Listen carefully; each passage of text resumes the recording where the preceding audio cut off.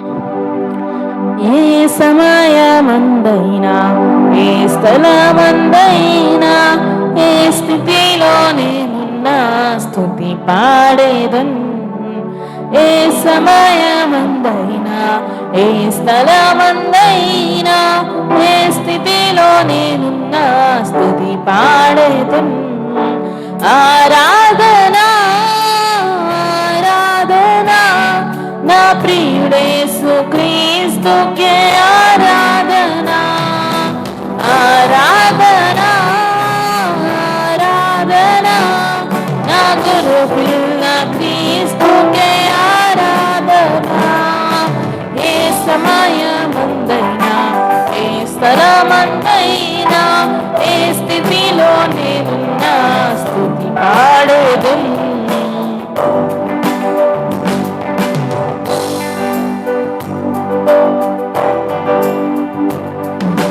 చెరసాలలో నేను బందీగా ఉన్న సింహాల బోనులో పడవేసిన కరువు ఖడ్గము హింస ఏదైనను మరణ శాసనమే పంచున్నను. యేసునామమే ఆధారము కాగా యేసు రక్తమే నా విజయము. పగలు ఎండలలో రాత్రి వెన్నెలలో కునుకక కాపాడు యేసు దేవునికే ఆరాధనా. ఆరాధనా నా ప్రియుడేసు క్రీస్తుకే ఆరాధనా. ఆరాధనా ఆరాధనా నా గొర్రె పిల్ల క్రీస్తుకే ఆరాధనా. ఏ సమయమందైనా ఏ స్థలమందైనా ఏ స్థితిలో నేనున్నా స్తుతి పాడేదన్.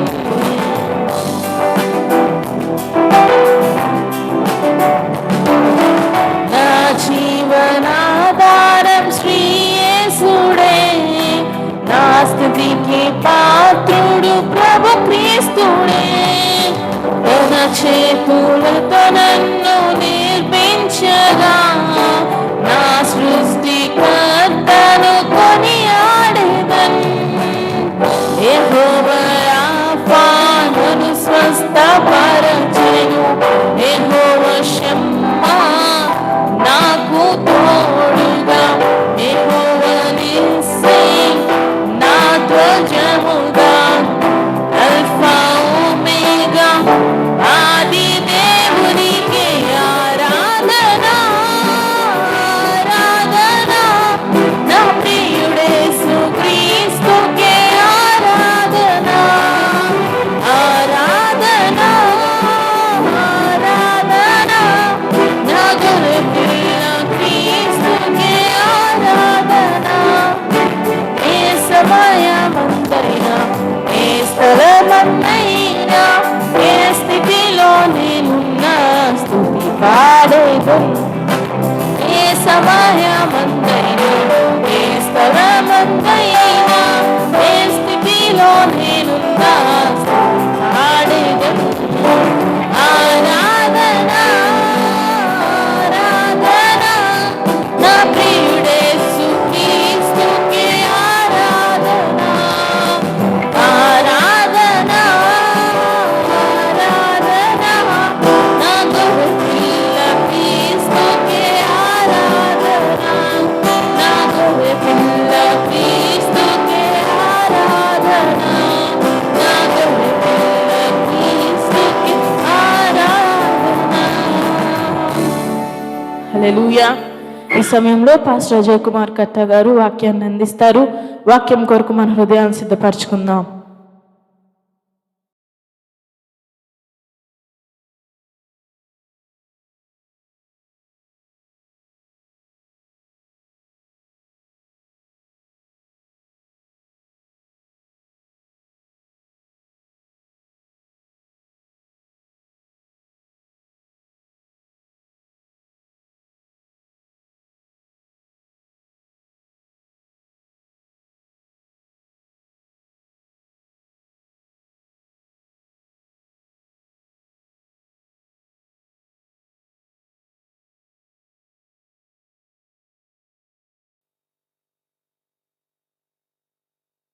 ప్రభు యేసుక్రీస్తు వారి శ్రేష్టమైన పరిశుద్ధమైన నామంలో ప్రియమైనటువంటి దేవుని బిడ్డలందరికీ కూడా హృదయపూర్వకమైన వందనాలు చెల్లిస్తున్నాం. ప్రభు యొక్క మహాకృపను బట్టి మరి యొక్క నూతనమైనటువంటి దినంలోనికి మన రక్షకుడును మన విమోచకుడు అయినటువంటి యేసుక్రీస్తు ప్రభు వారు ఈ దినమంతా మనలను కాచి కాపాడి కృప చూపి నడిపించినందులకు మనము ఆయనకు ఎంతైనా వందనస్తులమైంటున్నాం. క్రీస్తునందు ప్రియులారా, దేవుని యొక్క శ్రేష్టమైనటువంటి వాక్యంలోకి వెళ్ళే ముందు ప్రార్థన చేసుకుందాం. మీరందరూ బాగున్నారు కదా? మీకెవరికైనా ఎటువంటి శారీరకమైనటువంటి బలహీనతలు, ప్రార్థన అవసరతలు ఉంటే మాకు తెలియచేయండి. మేము మీ కొరకు ప్రార్థన చేస్తాం. ఈ రాత్రి కాలము డైలీ డివోషన్ విత్ గాడ్ అనేటువంటి ప్రోగ్రామ్ను ఈ ప్రోగ్రామ్ను చూస్తూ వాక్యమును వింటూ ఆత్మీయ జీవితంలో బలపరచబడుతున్నటువంటి దేవుని బిడ్డలందరికీ వందనాలు. మీ యొక్క అభిప్రాయాలను కూడా మాకు తెలియచేయండి. మేము వాటిని సరిచేసుకొని ఇంకా ముందుకు వెళ్ళడానికి మీ సహాయ సహకారాలు చాలా అవసరం. ప్రార్థన చేసుకొని దేవుని యొక్క వాక్యంలోకి వెళ్దాం. ప్రార్థన చేసుకుందాం. ఈ సమయంలో వాక్యం వినడానికి సిద్ధపడిన బిడ్డలందరూ కూడా కళ్ళు మూసుకొని మోకరించినట్లయితే ప్రార్థన చేసుకుందాం. కృపాసత్య సంపూర్ణుడమైన ప్రియ పరలోకపు తండ్రి, మహోన్నతుడా, మీకు వందనాలు చెల్లిస్తున్నాం. 2021 సంవత్సరము 5వ నెల 18వ రాత్రి మీ పాదముల చెంతకు మేము వచ్చినాం. తండ్రి, మీకు వందనాలు, స్తోత్రములు నాయన. 17 రోజులు మీరు ఎక్కల కింద దాచి 18వ దినములోనికి మమ్మల్ని నడిపించి ఈ పగలంతా కూడా నీ కాపుదల కృపలో వర్ధిల్లింపచేసి ఈ రాత్రి కాలము మరలా శ్రేష్టమైన విమార్చలు వినే భాగ్యమును నాకును మాకును దయచేసినందులకు మీకు వందనాలు. ఈ రాత్రి కాలము ఎందరైతే మేము వాక్యమును వినాలని ఆశపడి ఉన్నారో, ఆశ గురిన ప్రాణమును తృప్తిపరచువాడవు నీవై ఉన్నావు. కాబట్టి మీ బిడ్డల యొక్క ఆశను తీర్చి వారి హృదయములను వాక్యము ద్వారా తృప్తిపరచుమని వేడుకుంటున్నాం. మా తండ్రి, మీకు వందనాలు. మీ వాక్యము శక్తివంతమైనది, బలమైనది. ఒకవేళ ఎవరైనా అనారోగ్యంతో బాధపడుతూ మీ వాక్యమును వింటూ ఉంటే, మీ వాక్యమును వినుచూ ఉండగా వారికి స్వస్థతను దయచేయమని వేడుకుంటున్నాం. మీకు వందనాలు, స్తోత్రములు నాయన. ఈ రాత్రి కాలము శ్రేష్టమైన మీ హస్తములకి సమయమును అప్పగిస్తూ పరిశుద్ధాత్మ తండ్రి మీ యొక్క బలమైన కాపుదల, బలమైనటువంటి నాయన జ్ఞానమును నాకు మాకు దయచేయమని, వినగలిగిన చెవిని, గ్రహింపగలిగిన హృదయమును మాకిచ్చి మీరు మాతో మాట్లాడి ఆత్మ సంబంధమైన విషయములలో మమ్మల్ని బలపరచుమని యేసుక్రీస్తు వారి శ్రేష్టమైన పరిశుద్ధమైన నామంలో ప్రార్థించి స్తుతించి అడిగి వేడుకొంచున్నాం తండ్రి, ఆమేన్. క్రీస్తునందు ప్రియులారా, నిన్నటి దినమున మనము అపొస్తలుడైన పౌలు తిమోతికి పౌలుకు ఉన్నటువంటి సంబంధము, తిమోతి యవన కాలంలోనే ఏ విధంగా పరిచర్య చేశాడు, పౌలును ఎంతగా అతడు తన భక్తి చేత సంతోషింపచేశాడు, తిమోతి అలాగున ఎదగడానికి అతని తల్లి, అమ్మమ్మ ఎంతగా సహాయపడ్డారు, నేటి దినములో మన బిడ్డలు ఎలా ఉన్నారనే విషయాలను నిన్నటి మన వర్తమానంలో మనం ధ్యానం చేసుకున్నాం. ఈరోజు వర్తమానంలో కూడా తిమోతి పత్రికలోనే విషయాలనే మనం కూడా ధ్యానం చేసుకుందాం. ఈరోజు కూడా అపొస్తలుడైన పౌలు తిమోతికి వ్రాసిన 2వ పత్రిక 4వ అధ్యాయము 2 నుండి కొన్ని వచనాలు చదువుకుందాం. అపొస్తలుడైనటువంటి పౌలు తిమోతికి వ్రాసినటువంటి 2వ పత్రిక 4వ అధ్యాయము 2 నుండి కొన్ని వచనాలు చదువుకుందాం. వాక్యమును ప్రకటించుము, సమయమందును అసమయమందును ప్రయాసపడుము, సంపూర్ణమైన దీర్ఘశాంతముతో ఉపదేశించుచు ఖండించుము, గద్దించుము, బుద్ధి చెప్పుము. 3-4 వచనాలు. ఎందుకనగా జనులు హితబోధను సహింపక దురద చెవులు గలవారై తమ స్వకీయ దురాశలకు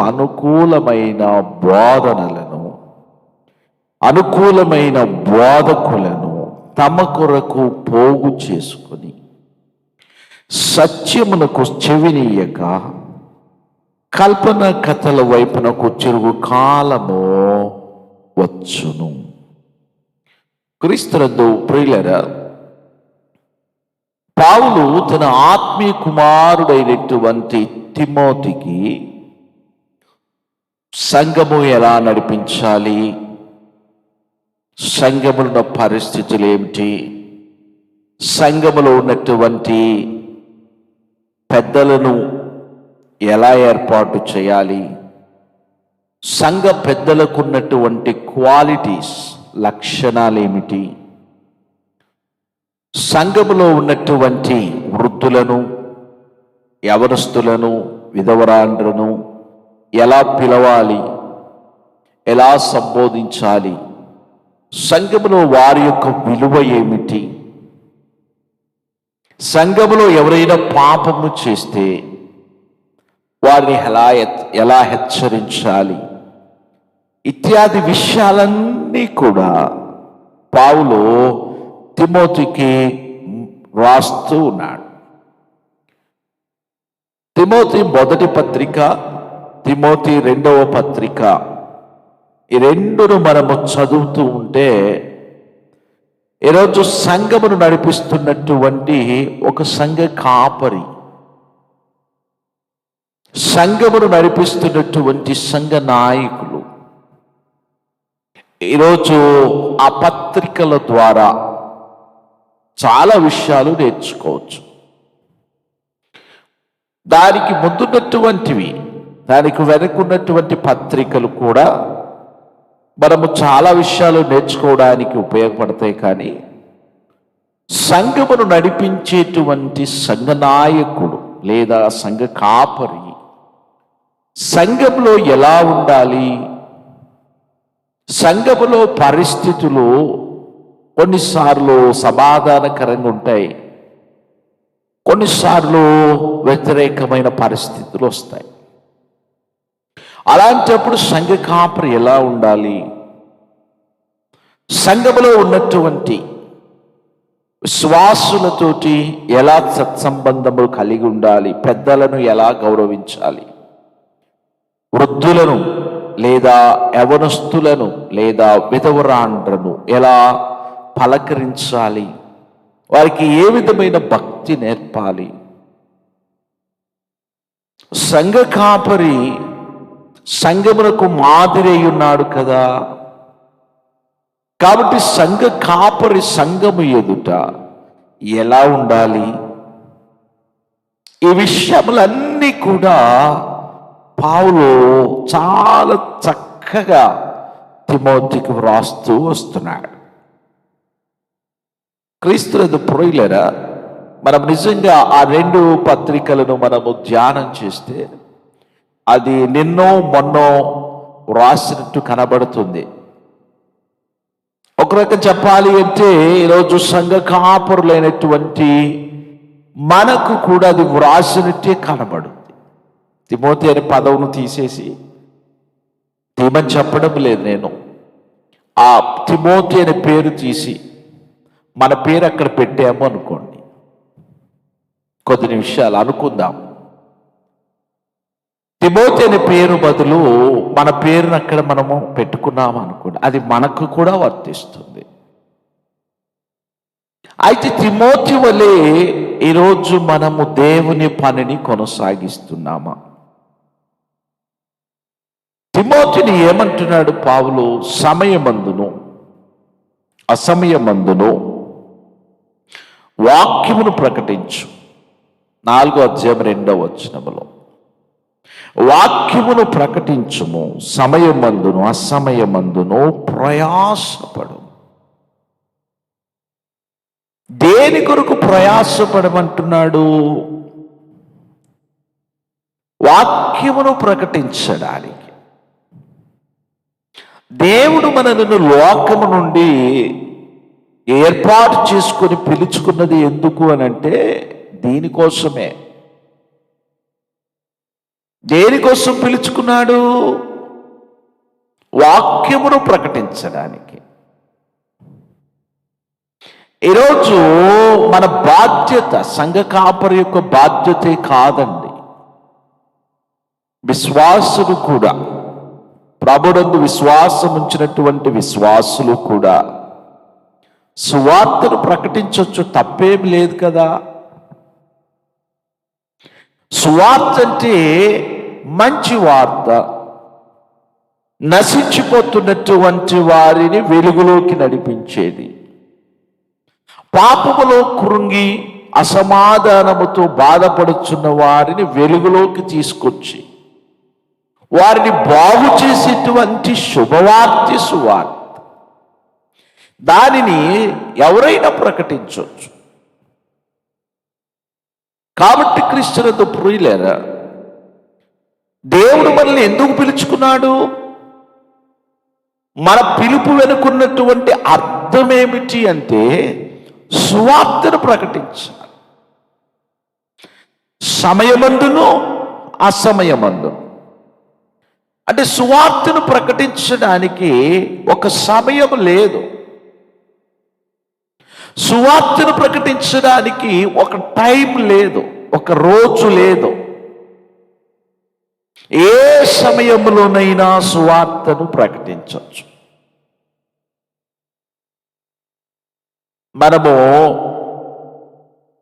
పౌలు ఫిలిప్పీ చెరసాల్లో ఉన్నప్పుడు ఆ రాత్రి కాలము వారు చాలా ఒళ్ళంతా హోనమైపోయి గాయాలమయమై ఆ గాయములలో వచ్చుతున్నటువంటి ఆ రక్తము మీద రకరకాల పురుగులు వాలి వారు బాధపడుతూ అర్ధరాత్రి వేళ వారు దేవుని స్తుతించినప్పుడు అద్భుతము జరిగింది. ఆ రాత్రి చెరసాల నాయకుడి కుటుంబం రక్షించబడింది. పౌలును శీలను ఇంటికి తీసుకువెళ్ళాడు. ఆ టైంలో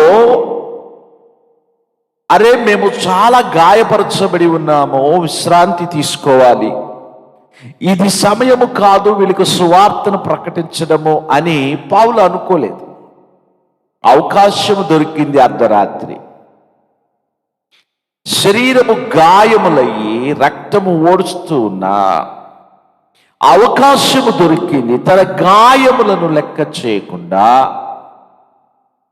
తన యొక్క బాధను లెక్క చేయకుండా, తనకున్న పరిస్థితులను లెక్క చేయకుండా అవకాశం దొరికింది అని వెంటనే ఆ రాత్రి అర్ధరాత్రి ఆ చెరసాల నాయకుని కుటుంబానికి పౌలు సువార్తను ప్రకటించాడు. మనం ఆ టైంలో లేచి సువార్తను ప్రకటిస్తామా అండి? అర్ధరాత్రి 2-3 గంటలకు లేచి మనం సువార్తను ప్రకటిస్తామా? ఒకసారి మనం పరిశీలన చేసుకుంటే చాలా కష్టం, చాలా కష్టం. అదే సువార్తను ప్రకటించలేము. ఇప్పుడు సువార్త ఏమిటండి? ఇప్పుడు వెళ్ళి ఆ ఇంటికి సువార్త చెప్పడం ఏమిటి? ఒకవేళ యేసు ప్రభు వారు లేదా పరిశుద్ధాత్ముడే మనం తట్టి, నాయనా నువ్వు లేచి అదిగో ఆ ఇంటికి వెళ్ళి సువార్త చెప్పు, ఆ కుటుంబం దుఃఖంలో ఉంది, బాధలో ఉంది, వెళ్ళి సువార్త చెప్పు, ఆ కుటుంబాన్ని ప్రభులోకి నడిపించు, నువ్వు మాట్లాడుతూ ఉండగానే నేను వారి హృదయాలలో కార్యము జరిగిస్తారని పరిశుద్ధాత్ముడు అన్నాడు అనుకోండి. మనం ఏం చెప్తాం? ప్రభా ఇప్పుడు టైం ఎంత అయింది? 2 అవుతుంది. ఇప్పుడు వెళ్ళి నేను వారిని లేపి వారికి సువార్తను ప్రకటించమంటావా? నా వల్ల కాదు. అనే చెప్తాం. కానీ నేను ఏ సమయంలోనైనా సిద్ధముగా ఉన్నాను ప్రభువా, నన్ను పంపించు అని సిద్ధపడినటువంటి వారు కొద్దిమందినే చూస్తాం. ప్రభు మనం పిలుచుకున్నటువంటి పిలుపు వెనుక ఉన్నటువంటి అర్థం ఏమిటి అని అంటే సువార్తను ప్రకటించాలి. ఎవరి సువార్త? ఆయనను గూర్చినటువంటి సువార్త. ప్రభువైన యేసుక్రీస్తు వారి లోకమునకు వచ్చాడు. ఆయన పాపుల నిమిత్తము తన పరిశుద్ధ రక్తమును కార్చాడు. సిలువలో ఆయన మరణించి పునరుత్థానుడయ్యాడు. ఆయన మరణము ద్వారా పాపములో ఉన్న మనుష్యుడికి పాప క్షమాపణ, పాపపు బంధకము నుండి విడుదల కలిగింది. నమ్మి విశ్వసించిన వాడు రక్షించబడతాడనేటువంటి సువార్తను ప్రకటించడానికి ప్రభు మనలను పిలుచుకున్నాడు. కనుక సమయమందునో అసమయమందునో మనము దేవుని యొక్క పని చేయాల్సిందే. ఆ కింద వచనములు అంటాడు, సమయమందునో వాక్యమును ప్రకటించు, వాక్యమును ప్రకటించు. రెండవది ఏమంటాడు? సమయమందును అసమయమందును ప్రయాసపడు.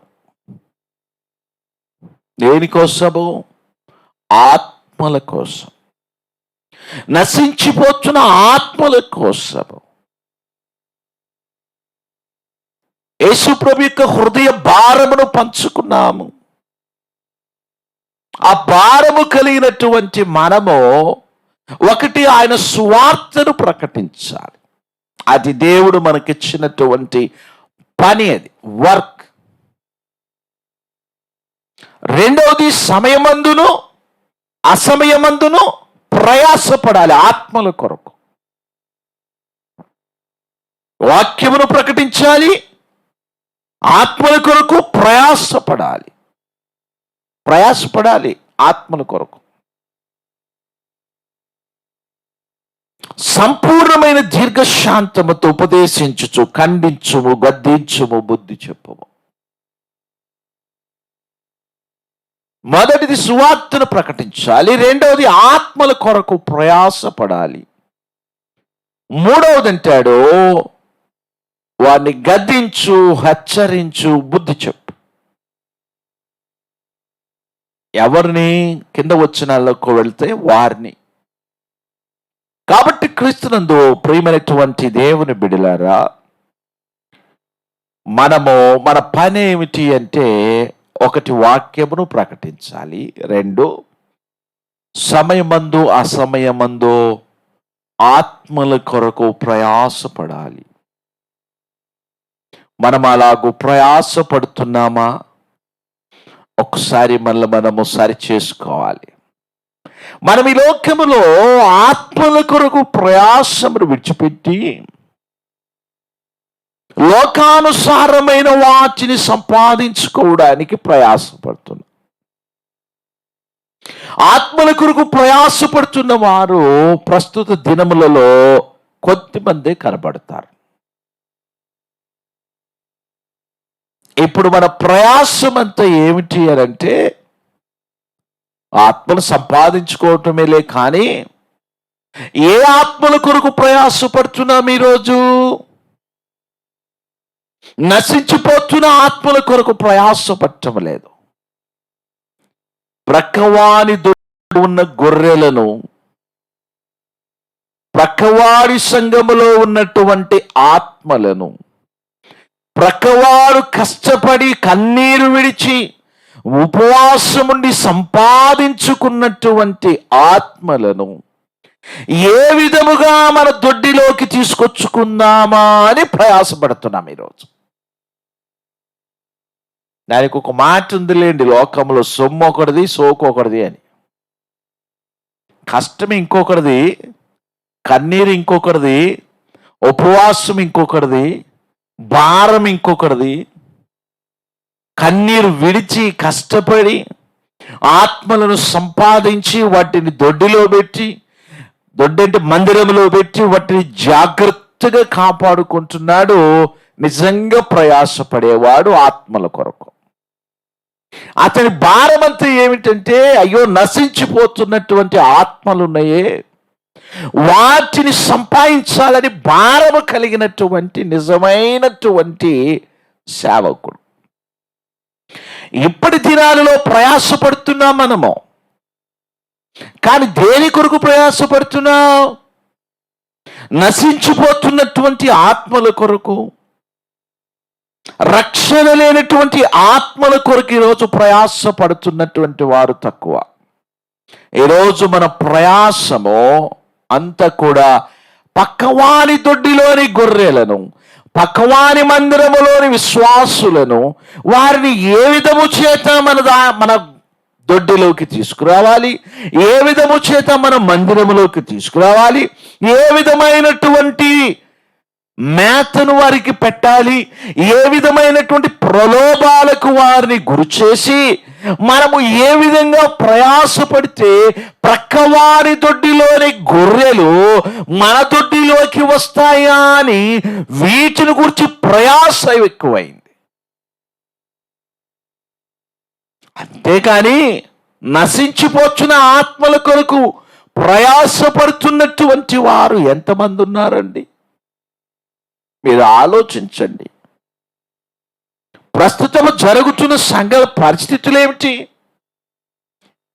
సమయం స్వార్థను ప్రకటించడము అలా ఉంచండి, ప్రయాసపడుతున్నారు. ఈరోజు ఒక మందిరము కడుతున్నాము, దానికి ఒక పేరు పెడుతున్నారు, ఎవరిదో. ఆ మందిరపు పేరును చూసి అంతకాలము మేలు పొంది బలిసి ఉన్నటువంటి గొర్రెలు ఆ దొడ్డిని విడిచిపెట్టేసి ఆ పేరును చూసి వెళ్ళిపోతున్నాయి. కారణం ఏంటి? అక్కడ ఏదో ప్రలోభం. ఈ గొర్రెలను, ఈ దొడ్డిలో ఉన్న గొర్రెలను తీసి నీ దొడ్డిలో వేసుకుంటున్నటువంటి బోధకుడా, సేవకుడా, నీది అసలు సేవే కాదు. ఒకవేళ ఈ లోకము వరకు కేవలం సేవకుడు వేయుండొచ్చు, కానీ నువ్వు సరైనటువంటి పిలుపును మాత్రము కలిగి లేవు, నువ్వు సరైన దర్శనమును కలిగి లేవు, నువ్వు సరైనటువంటి గురిని కలిగి లేవు. నువ్వు సరైన దర్శనము, సరైన గురి, సరైనటువంటి పిలుపు, సరైనటువంటి ప్రభుత్వ సంబంధం ఉంటే నువ్వు ప్రక్కవారి దొడ్డిలోని గొర్రెలను దొంగిలించడానికి ప్రయాసపడవు. నశించిపోతున్నటువంటి గొర్రెలు చాలా ఉన్నాయి లోకంలో. ఒకసారి కళ్ళు తెరిచి చూడు.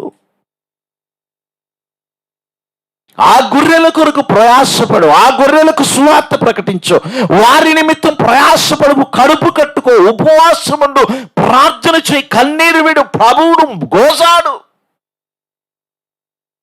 వాళ్ళను వదిలేసి నిజంగా కష్టపడేటువంటి కాపరుల గొర్రెలను దొంగిలించడానికి ప్రయాసపడుతున్నటువంటి కాపరులారా, నీది సరైనటువంటి విధానము కాదని చెప్తున్నా నేను. కాదు, దాని కొరకు నేను ప్రయాసపడమంటలేదు.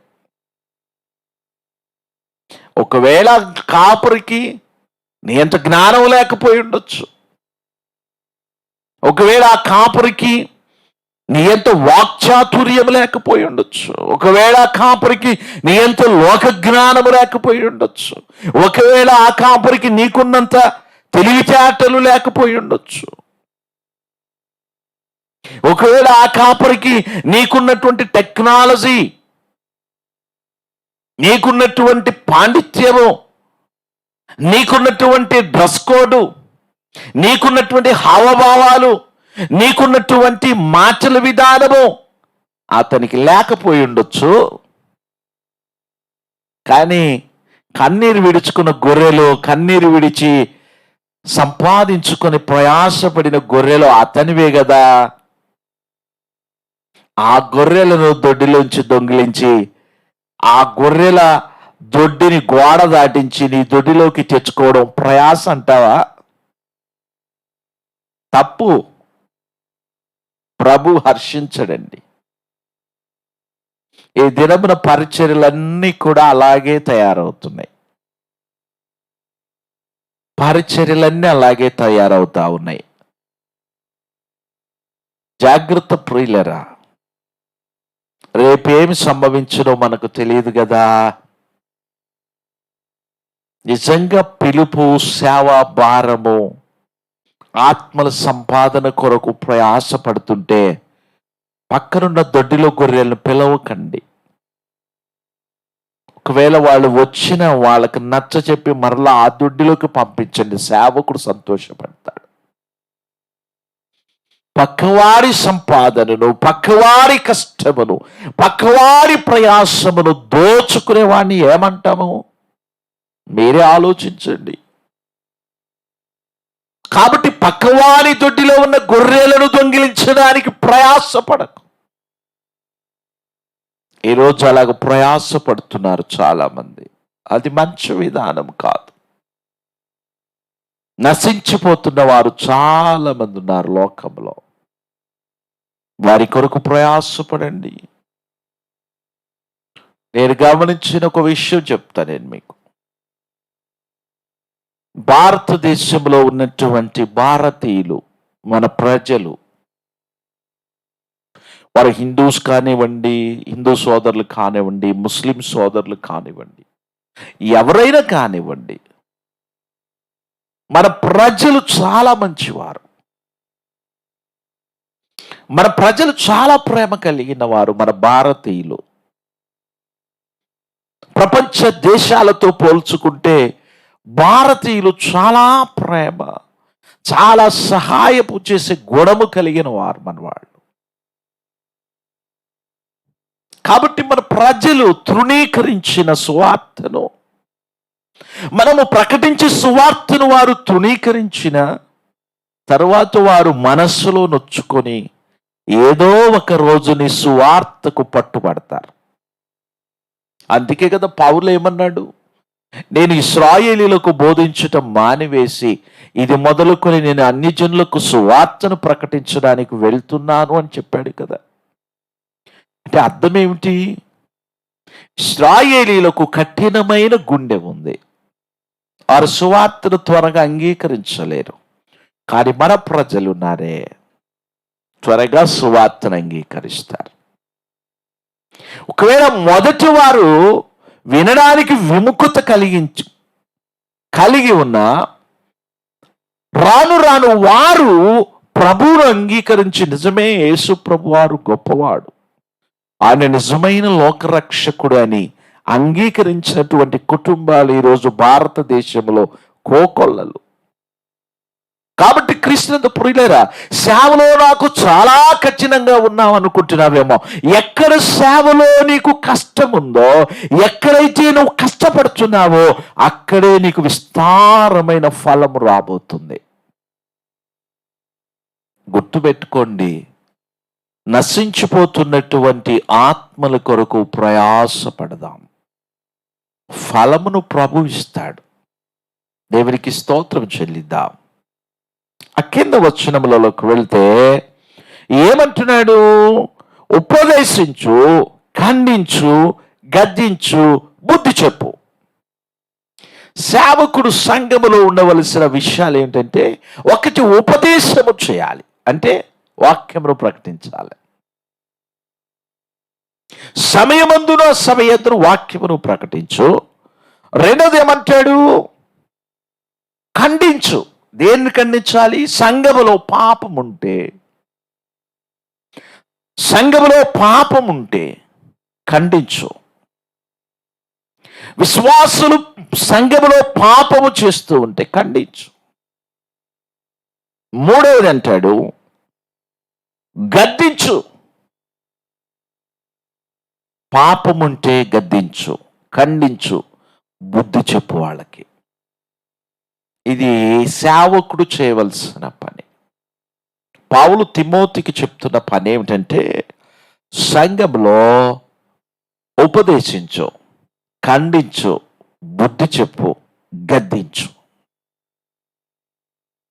ఎందుకు అంటున్నాడు ఆ మాట అంటే ఆ కింద వచ్చిన అంటాడు, ఎందుకనగా ఎందుకు వాళ్ళని గద్దించాలి, ఎందుకు వాళ్ళను బుద్ధి చెప్పాలి, ఎందుకు వారిని ఖండించి గద్దించి ఎందుకు బుద్ధి చెప్పాలి అంటే కింద పౌలు అంటాడు, ఎందుకనగా జనులు హితబోధను సహించక. ఏ బోధంట?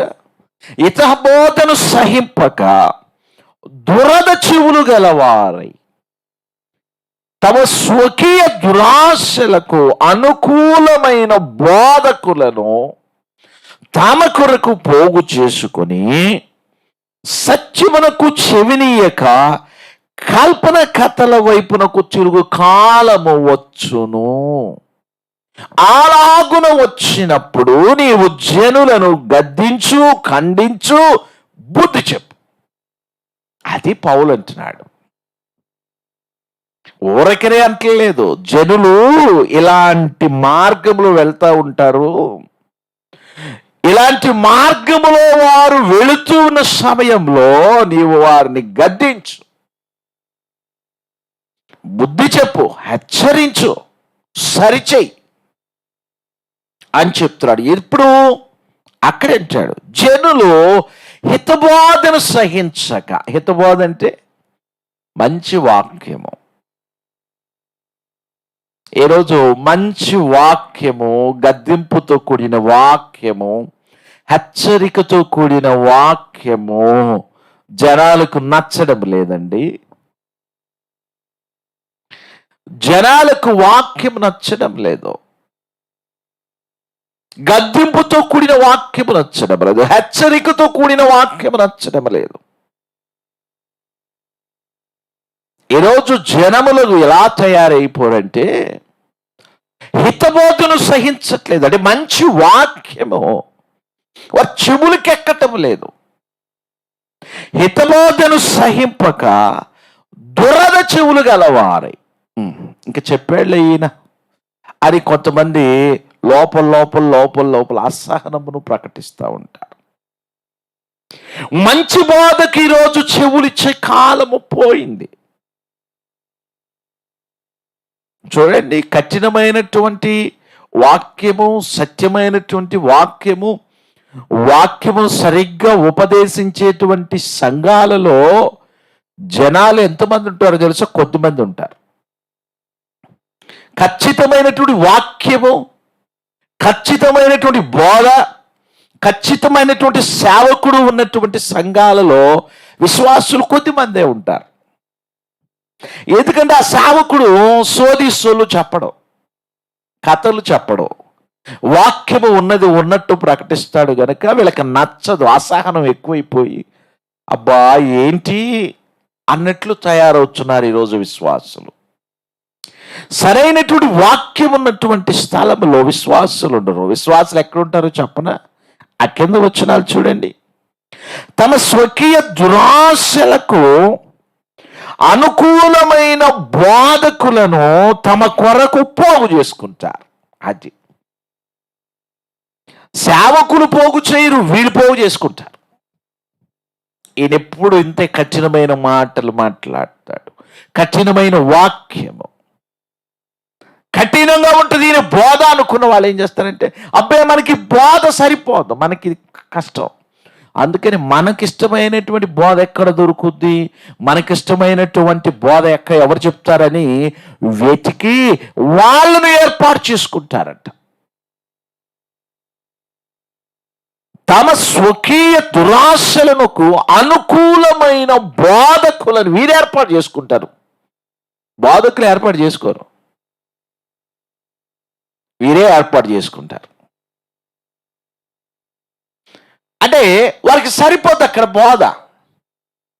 ఆ బోధ ఎలా ఉంటుంది అనంటే సత్యమునకు చెవినీయక కల్పన కథల వైపునకు తిరుగు కాలము వచ్చును. ఆ బోధ ఎలా ఉంటుందంటే వారికి అనుకూలంగా ఉంటుంది. బైబిల్కి అనుకూలంగా, పరిశుద్ధాత్మ యొక్క వాక్యమునకు అనుకూలంగా ఉండదు. అక్కడ పరిశుద్ధాత్ముడు ఎక్కడుంటాడో వాక్యం అక్కడ ఉంటుంది. పరిశుద్ధాత్మ ఎక్కడుంటాడో వాక్యము చేత గుచ్చబడతా.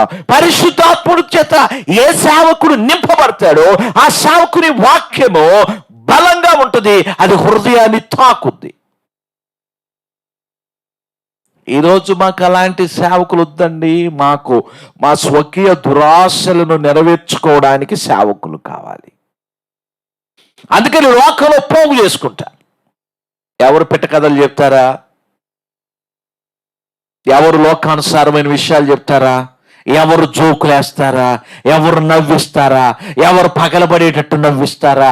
ఎవరు ఏ సోది చెప్తారని ఆ సోది చెప్పేటువంటి వారిని తమ కొరకు పోగు చేసుకుంటున్నటువంటి దినాలు ఇవి. ఇది చూడండి, ఎక్కడ సత్యమైన వాక్యం వస్తుంది? కొద్దిమంది దైవజనులే ఆత్మచేత ప్రేరేపించబడిన వారై ఖచ్చితమైన వాక్యమును బోధిస్తున్నారు. అంత కల్పిత కథలు, వాక్యమును చదివించటము, ఏదేదో వాక్య మధ్యలోకి తీసుకురావటము, అక్కడ దాని గురించి వివరించటము, దాని గురించి లాగటము, దాని గురించి పీకటము, అయిపోయింది వాక్యం. ఇదేనా? కాదు, అది కాదు. పరిశుద్ధాత్మ చేత నింపబడిన పేతురు నిలబడి వాక్యం చెప్తూ ఉన్నప్పుడు వారు తమ హృదయములలో గుర్చబడిన వారై, పొడవబడిన వారై, అయ్యా మేము తప్పు చేశాము, ఆ నీతిమంతుడిని మేము అప్పగించి తప్పు చేశాము, మమ్మల్ని ఏం చేయమంటారని పశ్చాత్తాపం వచ్చి ఆ రోజు 3,000 మంది బాప్తిసము తీసుకున్నారు. The very first crusade in Jerusalem. క్రీస్తునందు ప్రియులారా, అది బలమైన వాక్యం. అంటే ఈరోజు బలమైన వాక్యమునకు విశ్వాసులు ఇష్టపడటం లేదు. కథలు చెప్పించుకోవడానికి, నవ్వుకోవడానికి, ఎంజాయ్ చేయడానికి వెళ్తున్నారు. వాక్యము లేనటువంటి సంఘము, వాక్యము లేనటువంటి స్థలములో నువ్వు ఫలించలేవు. నువ్వు ఫలించాలి అంటే కల్పనా కథలు వినే స్థలానికి వెళ్ళకు. అదే అంటాడు, కల్పనా కథలు అయినప్పుడు తిరుగు కాలము వచ్చును. కల్పన కథలు, సోది మాటలు, సొల్లు మాటలు, నవ్వించే మాటలు చెప్పే స్థలానికి నువ్వు వెళితే నువ్వు దీవించబడవు. వాక్యమున్న స్థలములకు వెళితే దీవించబడతావు, ఆశీర్వదించబడతావు, స్వస్థపరచబడతావు. కాబట్టి క్రీస్తునందు ప్రియులారా, ఎక్కడ వాక్యం ఉంది, ఎక్కడ నిజమైన సేవకుడు ఆత్మల కొరకు ప్రయాసపడుతున్నాడు, ప్రార్థన చేసి ఆ స్థలానికి వెళ్ళు, అక్కడ అంటుకట్టబడి ఉండు, ఆ దొడ్డిలోనే ఉండు, ఆ దొడ్డిలోనే విశ్వాసము కలిగి ఉండు, ఆ సేవకుడినే అంటు పెట్టుకుని ఉండు. ప్రభు నిన్ను దీవించక మానడు. కప్ప గంతులేస్తుంది చూసారా? కప్ప ఎప్పుడు కూడా ఒక చోట స్థిరంగా ఉండదు. అక్కడ గంతేసి ఇంకో స్థలానికి, అక్కడి నుంచి గంతేసి ఇంకో స్థలానికి కప్ప గంతులు వేస్తూ తయారవుతున్నారు ఈరోజు విశ్వాసులు. వారి దురద చెవులు గలవారు. జాగ్రత్త. పౌలు అంటాడు, తిమోతి, నువ్వు వాక్యమును ప్రకటించు, ప్రయాసపడు, నశించిపోతున్న ఆత్మల కొరకు. జాగ్రత్త, జనులు దురద చెవులు కలిగిన వాళ్ళు. నీ మాటలు వారికి ఎక్కవు, నీ బోధ వారికి ఎక్కదు. వారు తమ స్వకీయ దురాశలు నెరవేర్చుకోవడానికి కల్పనా కథలు వేయవలసిన కాలం రాబోతుంది. తమ యొక్క దురాశలు నెరవేర్చుకోవడానికి సేవకులను, బోధకులను పోగు చేసుకునే దినాలు రాబోతున్నాయి. అలాగూ ఎవరైనా ఉంటే వారిని హెచ్చరించి, ఖండించి, గద్దించి బుద్ధి చెప్పు అని పౌలు తిమోతికి హెచ్చరిక చేస్తున్నాడు. దేవునికి స్తోత్రం చెప్దాం. ఈరోజు మనము కూడా ఎన్ని సంగతులు నేర్చుకున్నామో. ప్రియమైన దేవుని బిడ్డలారా, నువ్వు ఏ సంఘంలో రక్షణ పొందితే ఆ సంఘంలోనే ఉండు, అక్కడే అంటు కట్టబడి ఫలించి అభివృద్ధి చెందు. కప్పలాగా గంతులు వేయకో, ఏమి దొరకదు. కప్ప తిరుగుద్ది తిరుగుద్ది తిరుగుద్ది, ఏమి దొరకదు. అది ఎప్పుడు అలాగే ఉంటుంది. ప్రభు నిన్ను ఎక్కడికి నడిపించాడో, ఏ సంఘంలో నువ్వు అంటు కట్టబడ్డావు, ఆ దొడ్డిలోనే ఉండు. ఆ సేవకుడు నీ కొరకు ఎంతో ప్రయాసపడి ఉంటాడు. ఈరోజు కష్టము లేకుండా ప్రయాసపడుతున్నటువంటి వారు ఉన్నారు. నీ యొక్క శారీరకమైన ఇచ్చలను, దురాశలను నెరవేర్చుకోవడానికి ఎక్కడెక్కడికో పరిగెత్తొద్దు. ఉపయోగం ఉండదు, ఫలం ఉండదు. కల్పన కథల వైపునకు తిరగకు. కల్పించి కథలు చెప్తా ఉంటారు. కల్పన కథలు నేను కూడా వింటా ఉంటా. కొన్నిసార్లు కొంతమంది దైవజనులు మాట్లాడుతూ ఉంటారు. ప్రత్యేకం కొంతమంది అయితే కథలే, కథే.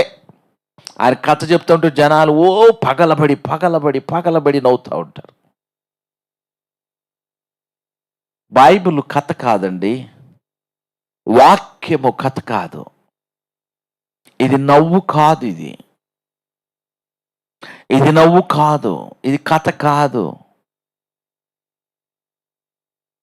కథలు చెప్పుకోవడానికి దేవుడు పిలవలేదు, సువార్తను ప్రకటించడానికి పిలిచాడు. కథలు చెప్పుకునే వాళ్ళు ఉన్నారు లోకంలో. సువార్తను ప్రకటించడానికి దేవుడు పిలిచింది నిన్ను నన్ను. సువార్తనే ప్రకటించు. కల్పన కథలు, లేని కథలు, కల్పించి కథలు చెప్పి విశ్వాసులను, విశ్వాస భ్రష్టులను చేసి తమ వైపు ఆకర్షించుకుంటున్నటువంటి వారు ఎంతమంది లేరు లోకంలో. జాగ్రత్త ప్రియులరా, సంగమా, విశ్వాసులారా, వాక్యం వింటున్న ప్రియులరా, నువ్వు ఎక్కడి నుంచి వచ్చావో, ఏ దొడ్డిలో ఉన్నావో, ఏ కాపరిని నిన్ను నడిపిస్తున్నాడు, ఏ కాపరి నీ కొరకు ప్రయాసపడ్డాడు జ్ఞాపకం చేసుకొని తిరిగి అదే దొడ్డిలోకి వెళ్ళిపో. నీకు ఆదరణ ఉంటుంది. ప్రార్థన చేసుకుందాం. ఒకసారి మనలో మనం పరిశీలన చేసుకుంటూ, పౌలు తిమోతిని హెచ్చరించిన ప్రకారం ఈ రాత్రి పరిశుద్ధాత్ముడు మనల్ని కూడా హెచ్చరిస్తున్నాడు. ప్రార్థన చేసుకుందాం. మీరున్న స్థలంలోనే మోకరించి కళ్ళు మూసుకున్నట్లయితే ప్రార్థన చేసుకుందాం. ప్రభువా, ఒకవేళ నువ్వు ఏదైనా వేరే దొడ్డిలోనికి వెళ్తూ ఉంటే సరి చేసుకో. పౌలు తిమోతికి శ్రేష్టమైన మాటలు హెచ్చరిస్తున్నాడు. అవి మనకు కూడా సమయమందు అసమయమందు సువార్తను ప్రకటిస్తూ ప్రయాసపడుతూ ఆత్మల కొరకు భారము కలిగి కన్నీరు విడుస్తున్న దైవజనులను చూచి వారి వెనక ప్రయాణం చేయండి. కల్పన కథలను చెప్పే వారిని అనుసరించొద్దు. ఫలం రాదు. కళ్ళు మూసుకొని ప్రార్థన చేసుకుందాం.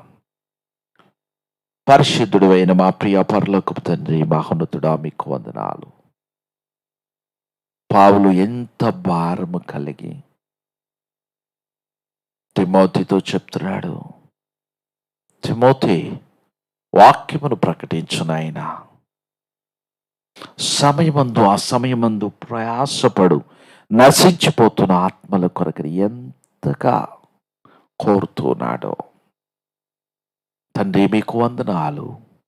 ఈ దినమున నిజంగా సువార్తను ప్రకటిస్తూ సమయమందు అసమయమందు ఆత్మల కొరకు ప్రయాసపడుతున్నటువంటి దైవజనులను కృపతో జ్ఞాపకం చేసుకోండి. వారికి మంచి ఆరోగ్యమునిచ్చి దీవించండి. వారి పరిచర్యలు మీ హస్తమును తోడుగా ఉంచి దీవించండి. సంఘాలను బలపరచండి నాయన. అలాగే తండ్రి, ప్రయాసపడకుండా ఇతరుల ప్రయాసములో తాము పాలిభాగస్థులం అనుకుని ఉండేటువంటి కొంతమంది ఉన్నారు. వారిని మీరు హెచ్చరించండి. కల్పనా కథల వైపుకు తిరుగుతున్నటువంటి ప్రజలను హెచ్చరించండి. వారిని సరిచేయండి నాయన. అందుకే దినమున చాలా మంది యథార్థమైనటువంటి ఆశీర్వాదమును పొందలేకపోతున్నారు. మా తండ్రి, మీకు వందనాలు. యథార్థమైన ఆశీర్వాదములకు అలాంటి వారిని నడిపించండి. కల్పనా కథలను దూరపరచి దురద చెవులను విడిచిపెట్టి వాక్యము కొరకు ఆశపడేవారు, వాక్యము కొరకు ఏడ్చేవారు, వాక్యము కొరకు తపన కలిగినటువంటి బిడ్డలను సంగములలో రేపి అంటుకట్టబడడానికి సహాయం చేయండి. సంగములను, సంకాపురులను దీవించండి.